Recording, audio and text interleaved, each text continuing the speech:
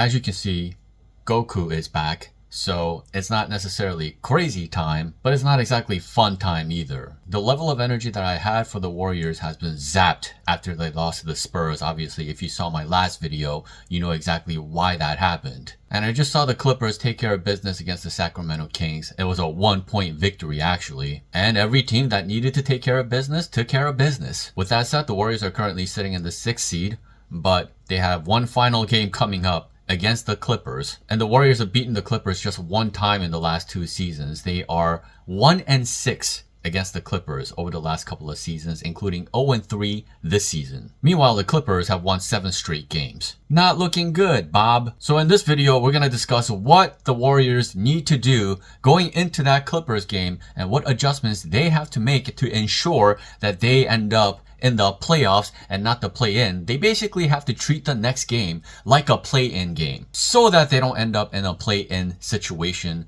once again for the 2nd straight year. After all the work that they've done to be in the position that they're in now, they can't afford to once again become a play-in team. Not after going 22-4 when Steph Curry and Jimmy Butler share the floor together. It's not going to be easy, especially after Steph Curry re-aggravated that thumb injury in this game early on. So yes, we'll discuss that. We'll discuss some of the things that happened in this Blazers game. But before we do, hello friends. I appreciate you sitting through that crazy Steve Kerr rant from my previous video, but it needed to be done. What needed to be said was said. And in case you haven't already, be sure to subscribe, hit the notification bell, and that like button so that this video gets out to all the Warriors fans out there, and hopefully somehow, some way or another, somebody on the Warriors team gets the message that I'm going to present in this video. So to generalize what happened in this Blazers game, the first 3 minutes of the game, the Warriors have a size issue. Once again, not a surprise. The Blazers start very big because they're basically missing all of their scorers and their starters. No Denny, no Simons, no Sharp,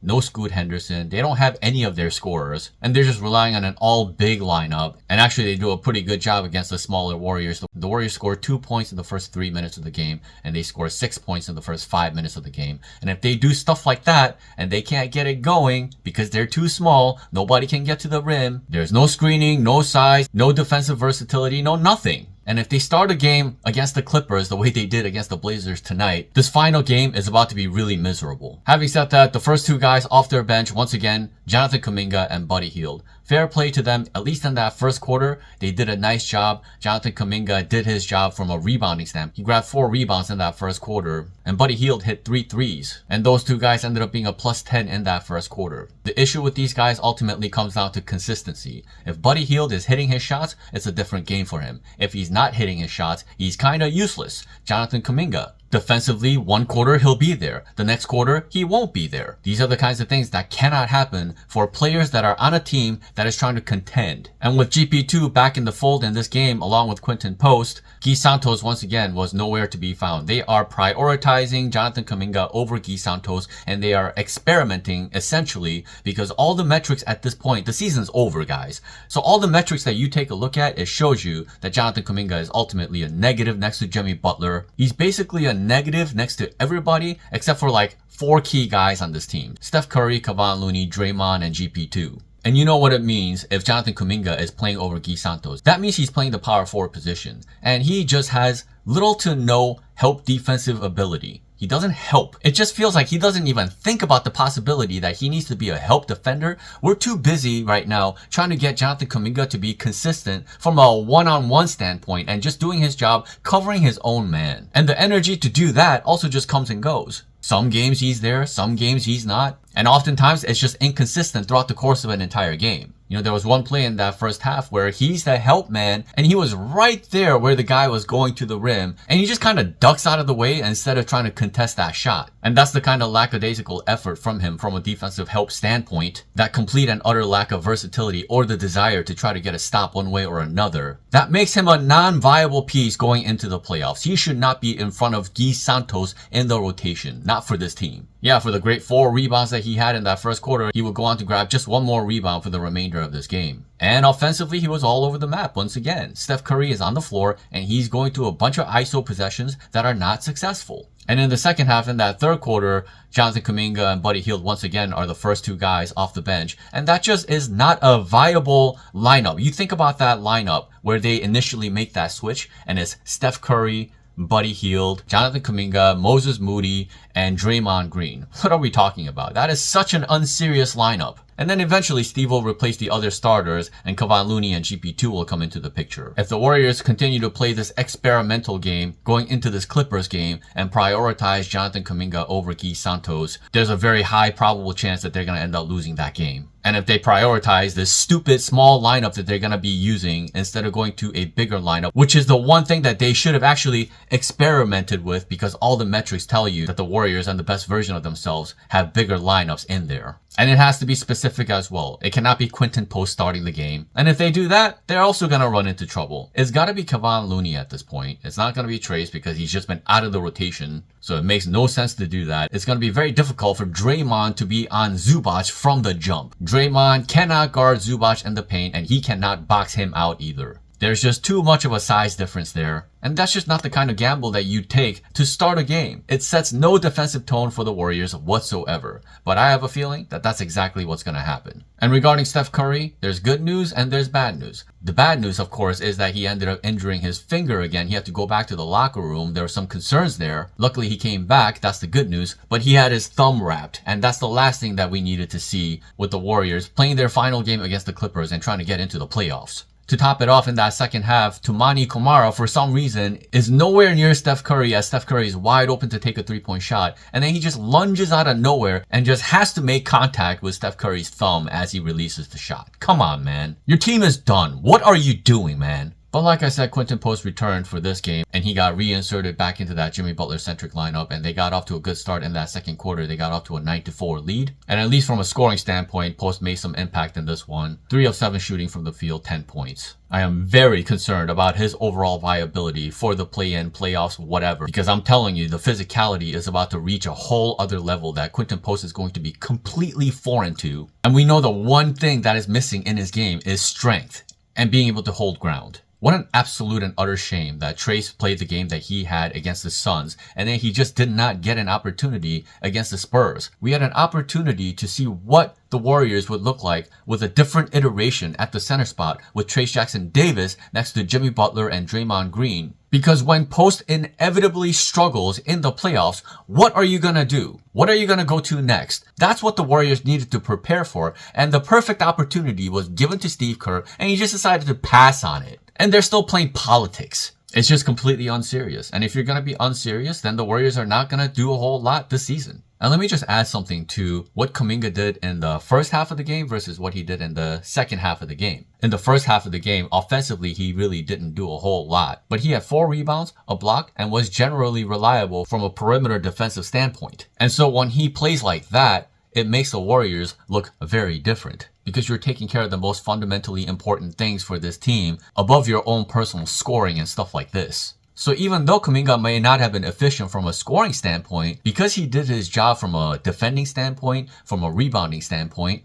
I actually don't have a problem with whatever limitations he may show from an offensive standpoint, as long as he stays connected to what they're doing and plays within the system. And again, that's the issue. I can't rely on him to be consistent every quarter that he plays the game for this team. The level of intensity, whether it's rebounding, whether it's defending, comes and goes. And that's not real basketball. That's exactly what you call young and inconsistent basketball. And that's what young players on lottery teams usually do. There's no time to baby Jonathan Kuminga anymore. The guy is in year 4. You guys have no idea how hard I was on Harrison Barnes, even in year 2, let alone year 4. By year 4, you're either ready or you're not. And he's clearly shown that he's not ready in a lot of different ways. And the Warriors need to stop lying to themselves and keep talking about how, oh, we need him for the Warriors to play the best brand of basketball. That is completely untrue. That's a lie. Enough of the politics. The playtime is over. Moving forward, it's all or nothing. The top guys that need to be in rotation moving forward are the following: Steph Curry,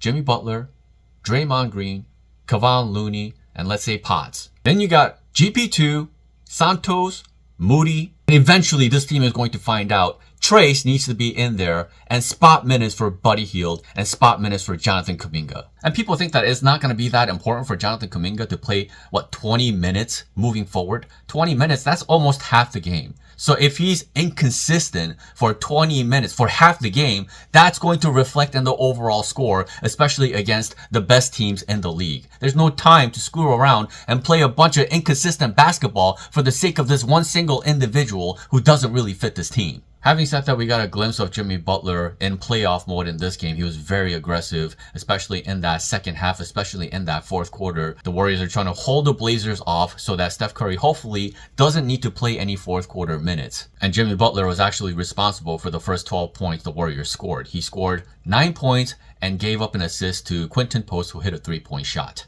Butler only took 10 shots but scored 24 points because he went to the line 11 times and shot 11 of 11 from the free throw line. Just a picture perfect performance if you look at the stat sheet. 5 rebounds, 7 assists, 2 steals, no turnovers, just a flawless game. And Pods has been pretty down from a scoring standpoint the last couple of games. Pods had another tough performance from an offensive standpoint. He was shooting 2 of 9 from the field going into this fourth quarter for just 4 points after scoring just 7 points on 3 of 11 shooting the game before. And he was on a ridiculously hot stretch going into that Spurs game. So at some point he had to cool off. So that's okay that he ended up having that poor game. What's going to be difficult for the Warriors to stomach is for him to have another night like tonight where he's also struggling once again for the second consecutive game where he's in the single digits. He can't get to the free throw line. He can't find a different way to score if his shot isn't falling. And the Warriors are trying to look at him as like a third option type. He's shown the capability of doing that. Now it's about having enough consistency to find a way to get your points up. And I'm not sure if Paz is going to be ready for that, which is why they're going to have to split those minutes between Moody and Paz and kind of go with whoever is having the better game. Whatever it is that the Warriors are planning to do, it cannot be with Moody and Paz on the floor at the same time. They're both shooting guards, and the Warriors, moving forward, need to treat them as such and pick one. If you need more POA depending on what your matchup is, go with Moody. If you need some more scoring and some shooting, go with Paz because he's been more consistent on that end of the floor. And again, give Buddy Hield spot minutes, see how he starts off. It's all about how he starts off from a shooting standpoint. Once this guy gets going, his confidence goes through the roof. But when he's off his shooting, he's a complete and utter detriment to the Warriors. You have to have identified these patterns. That's what the regular season is for, to completely and utterly figure out what the tendencies of the players that are in rotation are. And then use them accordingly based on that, instead of acting like every single game is a brand new game and the trends that have been happening all season long somehow it doesn't matter.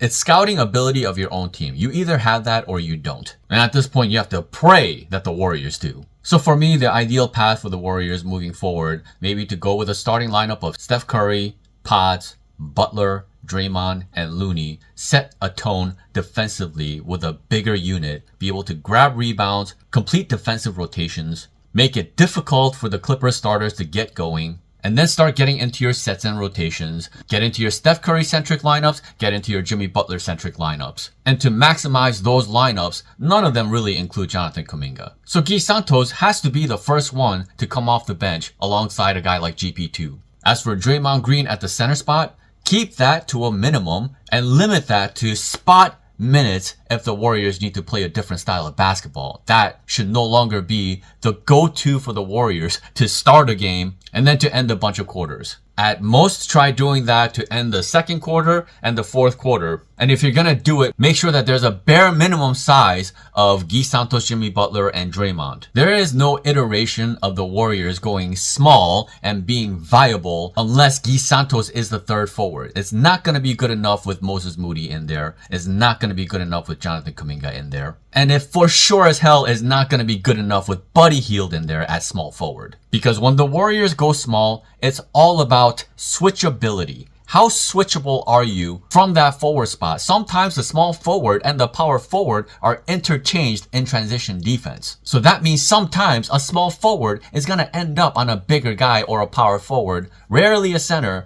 but at the bare minimum, he can end up on a power forward. And in that scenario, that player must be able to hold that power forward position and rebound. That is a basic prerequisite for the small lineup to be successful. If you can't do the basic things from a defensive standpoint and you're going small, it's no longer worth going small. You no longer have an advantage. You are letting the other team get whatever they want. So therefore, if your small ball lineup is scoring some, it's not going to be useful enough because you're not getting stops on the other end. And playoff basketball and real basketball is all about having units that can create great offense, but also is able to get stops consistently. And of course, being able to do that capacity is all about the personnel that's on the floor. What is the capability of the players that are on the floor? That's a huge part of the reason why we've been trying to take a look at Kevin Knox, Braxton Key, Jackson Rowe, guys like this, the Guy Santos-sized archetypes that has the potential to be able to play small ball.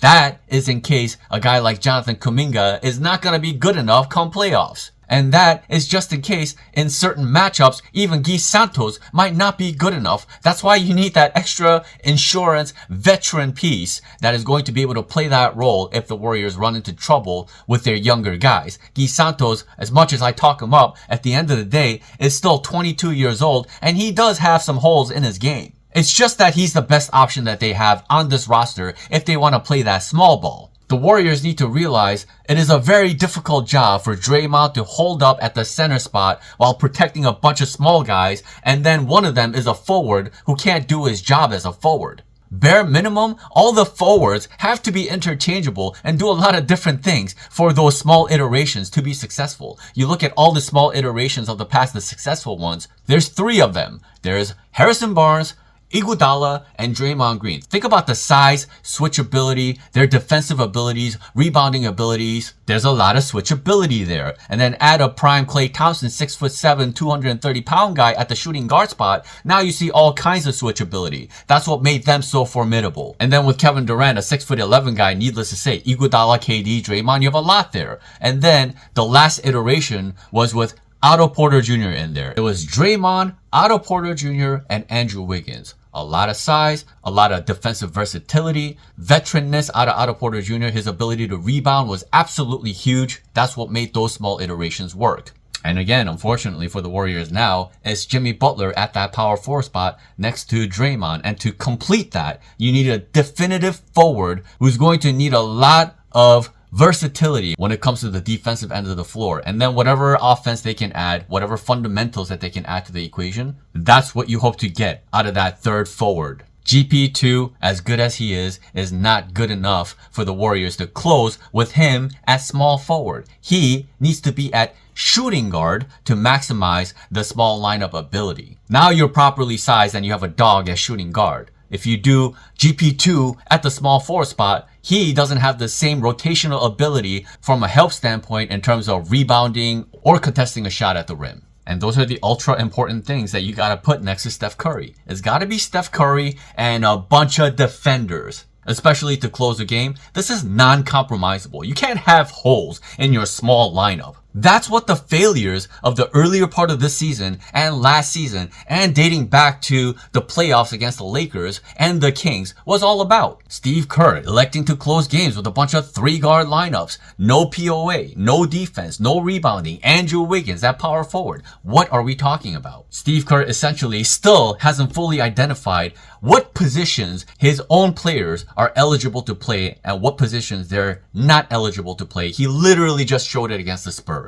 And all that defensive ability is why I have been pining for Trayce Jackson minutes all along this season. Because they're gonna need that presence. They're gonna need his rim protection ability, his athleticism against numerous guys, his ability to rebound. He was getting better at screening, and we needed to see more combinations involving him since they got Jimmy Butler, and Steve Kerr never did it. And now there's all the pressure in the world if Steve Kerr runs into trouble, realizes he can't use Kuminga, he can't use Quinton Post, and then what are you going to do? Are you going to play Kevon Looney and run him to the ground as the only viable big on the team? No, you can't do that. That's where Trayce Jackson-Davis would have to come into the picture. And again, there's going to be a ton of pressure on him to perform after not having gotten any chance to develop any chemistry with a guy like Jimmy Butler, not whatsoever. So unfortunately, this is a troubling situation for the Warriors going into this Clippers game, going into the play-in or the playoffs. We'll see what happens. But if somehow, some way or another, Steve Kerr finds a way to maximize his lineups, the Warriors have a shot to win a title this season.